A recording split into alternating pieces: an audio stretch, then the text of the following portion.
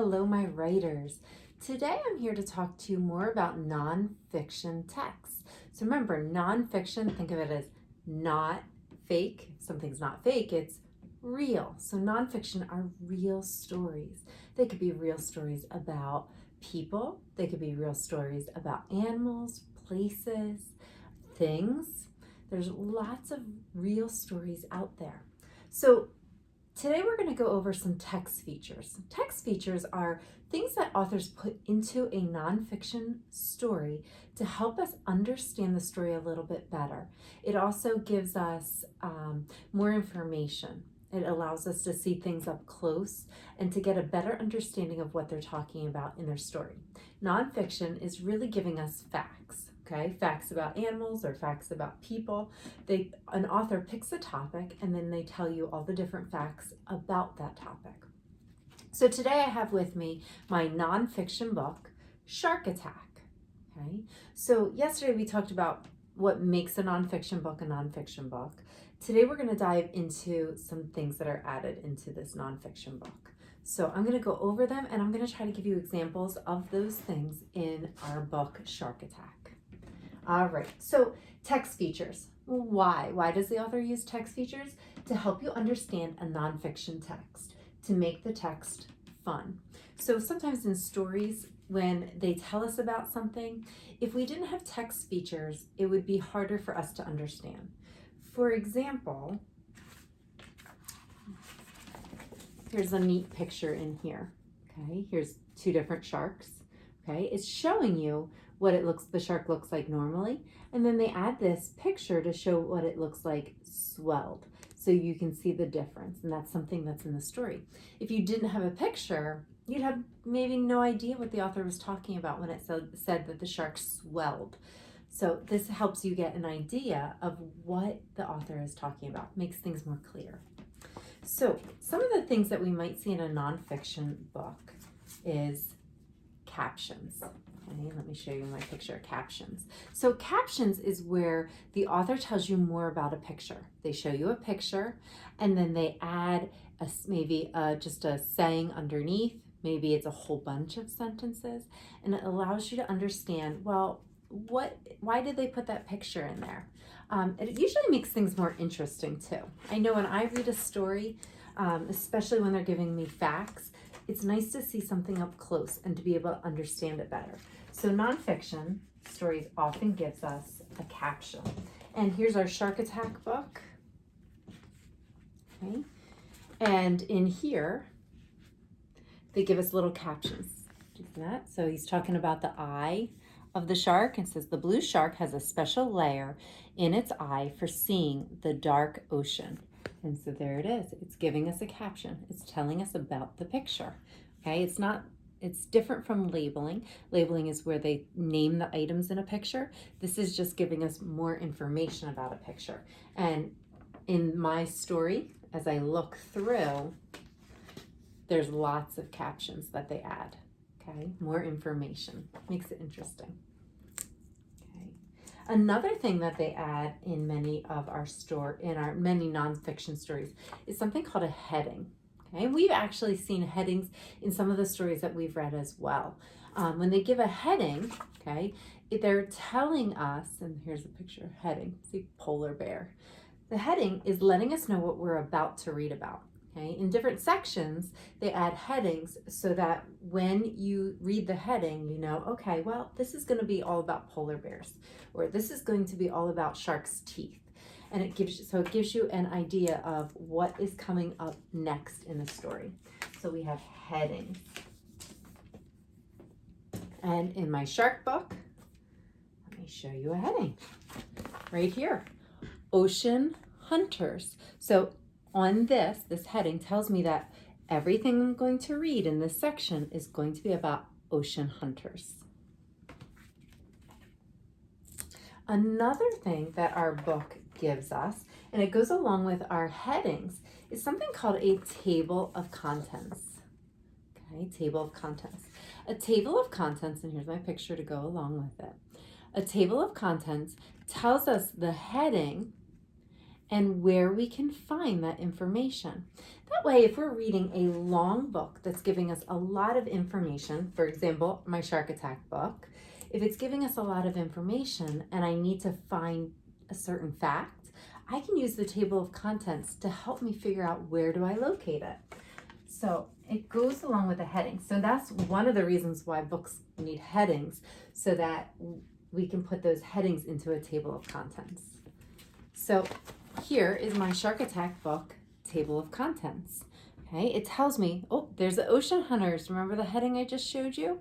Ocean hunters. That is on page 4. So if I want to learn about ocean hunters, I just need to go to page 4. If I want to know about shark attacks, I'm going to go to page 24. If I want to know about amazing bodies, I go to page 10. So this helps me locate information. Okay, this is my table of contents. That's in many nonfiction books. Another thing that is in many nonfiction books, okay, is kind of similar to captions. I touched on this a little bit. Labels. And we did labels already in first grade, didn't we? So you know what labels are. Labels are when we have a picture and we tell what is in it. Okay? And it helps us to understand the picture more clearly. So this is a volcano and it's pointing to what is lava. Saying, oh, that's stuff flying out, that's lava. And this is a vent. So it's labeling what is in the picture. Many nonfiction books label things in the picture so we understand more what the picture is trying to show us. Okay? When they put pictures into a nonfiction book, they don't usually just do it for fun. They do it so that we can understand more about what's in the picture. So this story, I'm trying to find a good labeling page for you. The best labeling page I have is this one right here. Okay, not only is it labeling, but it's also giving us closer pictures. So here it's saying, it's pointing right here, and it's talking about denticles. And denticles are rough scales that protect the shark's body. So it's naming the parts in there. Here's its fin. Okay, so it's showing you up close, and it's telling you about the fin. Fins help a shark move forward, balance, and steer. Okay, so it's labeling the parts of the shark. That way you have a closer idea. I also like how it gives us little bubbles to see up close what it's pointing at. Okay. Something else that is in many nonfiction texts, another text feature, is a map. Okay? Oftentimes the author uses a map to show us a location. So this is a picture of a map. Okay, this is the Ring of Fire. So the book I took this from, it was going over the Ring of Fire. And if somebody said to you, oh, the Ring of Fire, it's in between North America and Asia, you might be like, what? What does that look like? So having a map allows you to see it up close so that you can see, okay, what it looks like and where they're really talking about, where something is located. So we can have a map. Now, in my story, I don't think there's a map. I'm pretty sure there's no maps in here. Oh, yes, there is. I spoke too soon. This is a map of Australia, and they are showing you the different places in Australia where there have been shark attacks. Okay, or sharks, people are more likely to be, in Australia, because people are more likely to be killed by sharks in Australia than any other place. Whoa. So this is showing you where the attacks have been. Okay, so it's a map of Australia. So it helps you to understand, because if you say somebody says Australia, you might not be able to picture it. Now it shows it to you. Okay. Another thing authors often add for a text feature is a graph. Okay, so this is what a graph looks like. We'll be doing this in math sometime soon. Okay, that's what a graph looks like. So a graph is giving you more information. Okay, when there's a lot of information that's given, sometimes they put it into a graph to help you understand. This graph is showing our favorite fruit, and it's showing you how many people liked each flavor of each type of fruit. Okay, so they put it into a graph so you can see the information. Instead of just giving you numbers, it makes it easier to understand how many. Now, I am pretty sure that this book does not have a graph in it because the information they're giving isn't really very graphable. Okay, and they don't.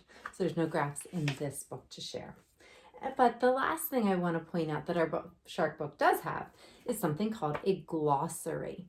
A glossary is found at the back of a book. So the table of contents is at the beginning and tells you where things are located. The glossary is found at the end of a book. The glossary tells you the definition of words. And so here's a picture of my glossary. Okay, see the words in bold, and then it tells you what those words mean. Oh, I think I was holding upside down. Okay, it tells you what those words mean. And I'm going to show you a picture of that in my shark book. They have it. And it helps people understand. Sometimes when you're reading a book, you'll see a word and you're like, I have no idea what that means. The glossary is a way for you to understand the words that they're using.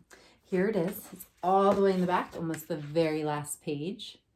Okay, and you see the words in bold, and then underneath it tells you what they mean. So here's one of the words that you might not know. It says anchovy. Okay, that's a word that they used in the story. Okay, anchovy was in here. And it means a small ocean fish that may be salted and canned for people to eat. Okay, then they have other words like cartilage, a strong, flexible material that forms a shark's skeleton. So it gives you the definition of words that they use in the story, in case you don't know what they mean. All right, my first graders. So just as a review, these are text features. These are things that are often found in nonfiction books. Okay, they give us more information. The author uses them to make it more interesting to read and makes it more fun, makes the text more fun, okay? Makes it interesting, makes it fun. It also makes it easier for us to understand what we're reading and understand the facts they're giving.